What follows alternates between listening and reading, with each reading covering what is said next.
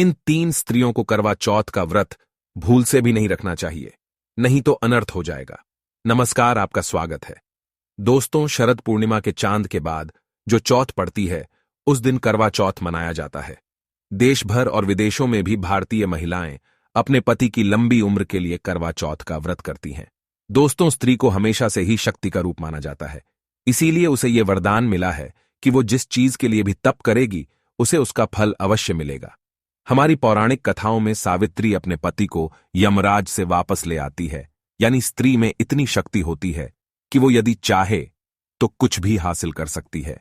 इसीलिए महिलाएं करवा चौथ के व्रत के रूप में अपने पति की लंबी उम्र के लिए एक तरह से तप करती हैं।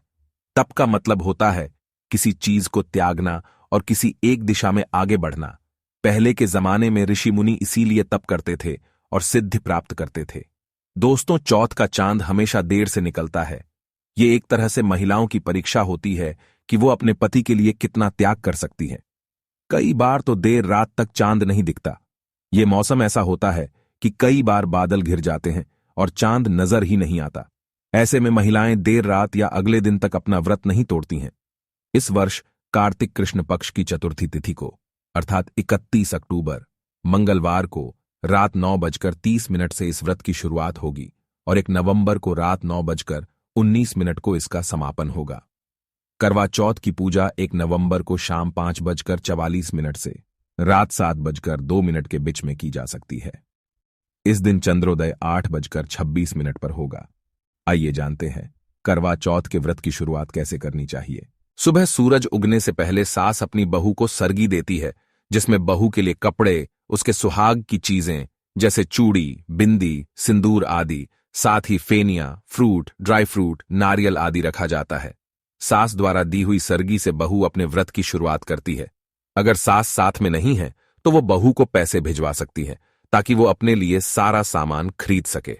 सुबह सूरज निकलने से पहले सास की दी हुई फेनिया बनाकर पहले अपने पितरों को गाय, कुत्ते और कौए का हिस्सा अलग रख लें। फिर अपने पति और परिवार के लोगों के लिए भी अलग निकाल दें। उसके बाद फेनिया और सास के दिए हुए फ्रूट, ड्राई फ्रूट, नारियल खाकर ही व्रत की शुरुआत करें। फिर सास का दिए हुए कपड़े और श्रृंगार की चीजें पहनें। करवा चौथ का व्रत पति पत्नी के आपसी प्रेम और विश्वास के संबंध को और मजबूत बनाता है। किंतु अगर पति पत्नी के बीच लंबे समय से मतभेद, झगड़े और तनाव का माहौल चल रहा है या काफी समय से एक दूसरे से दूर रह रहे हैं, तो कृपया इस व्रत का पालन न करें। ऐसे तनाव भरे मन से व्रत रखने से व्रत का खंडन होता है, जिससे व्रत पूरा नहीं हो पाता, जिसके फल स्वरूप आपको मुश्किलों का सामना करना पड़ सकता है। पहले अपने रिश्तों को समेट ले, मन से क्रोध, गलत विचार और आपसी क्लेश को दूर करे। उसके बाद ही सच्चे मन से करवा चौथ के व्रत का पालन करे। दोस्तों, आज का युग काफी आगे बढ़ चुका है। कई सारे संबंध ऐसे भी हैं जो बिना शादी के साथ रह रहे हैं, जिसे हम लिव इन रिलेशन के नाम से प्रचलित कर रहे हैं। पर आपको बता दें कि शास्त्रों में ऐसे संबंध अगर स्थापित है तो आप करवा चौथ जैसा पावन व्रत नहीं रख सकते। शुभ कार्यों में, हवन में, गृह शांति जैसी पूजा में पति के साथ उनकी अर्धांगिनी ही भाग ले सकती है। बिना शादी की रस्मों के, वचनों के आप करवा चौथ का व्रत धारण नहीं कर सकते। ये वर्जित माना जाता है। करवा चौथ का व्रत अगर ऐसी महिलाएं रखती हैं तो भी उनका फल उनको प्राप्त नहीं होगा। अगर पति के साथ होते हुए भी किसी महिला का पराये पुरुष के साथ अनैतिक संबंध है या पराये पुरुष के प्रति कोई ऐसी भावना रखती है, तो ऐसी महिलाओं को भी करवा चौथ का व्रत नहीं रखना चाहिए। इससे आपके जीवन और रिश्तों पर ग्रहण लग सकता है। करवा चौथ पति के प्रति समर्पण की भावना को दर्शाता है। आपके पति की छवि को चंद्रमा में देखने का अर्थ यही होता है कि पति की मूरत पत्नी के मन में बसती है। किंतु किसी महिला के मन में अगर पराये व्यक्ति के प्रति कोई ऐसी भावनाएं उत्पन्न हो रही है, तो कृपया इस व्रत का पालन ना करें, नहीं तो इससे माता पार्वती क्रोधित हो जाती है। इसके अलावा गर्भवती महिलाओं के लिए शास्त्रों में नहीं लिखा है कि वे व्रत नहीं कर सकती, किंतु उनके स्वास्थ्य के लिए ये उपयुक्त नहीं माना जाता। और जिन कन्याओं का अभी तक विवाह नहीं हुआ और किसी भी प्रकार का संबंध स्थापित नहीं हुआ, वे ये व्रत कर सकती है। लेकिन अगर किसी कन्या का किसी पुरुष के साथ संबंध है और विवाह नहीं हुआ है, तो उस कन्या को यह व्रत उस पुरुष के लिए कभी नहीं रखना चाहिए। अगर सगाई हो चुकी है अथवा रिश्ता पक्का हो चुका है, तो वह कन्या ये व्रत रख सकती है। लेकिन अवैध संबंध या बॉयफ्रेंड के लिए इस व्रत को भूल से भी ना रखे, नहीं तो इसके भयंकर दुष्परिणाम भोगने पड़ सकते हैं। माता पार्वती के क्रोध का ही सामना करना पड़ेगा। करवा चौथ के दिन पति पत्नी को इस बात का ख्याल रखना चाहिए कि इस दिन किसी भी प्रकार का शारीरिक संबंध न बनाए। इस दिन तन और मन को पवित्र रखकर ही इस व्रत को करे, तभी इस व्रत का फल प्राप्त होगा। करवा चौथ का व्रत रखने वाली स्त्री को कभी दूसरी स्त्रियों को अपमानित नहीं करना चाहिए, उनके लिए अशुभ बातें नहीं कहनी चाहिए, अन्यथा यह व्रत खंडित हो जाता है।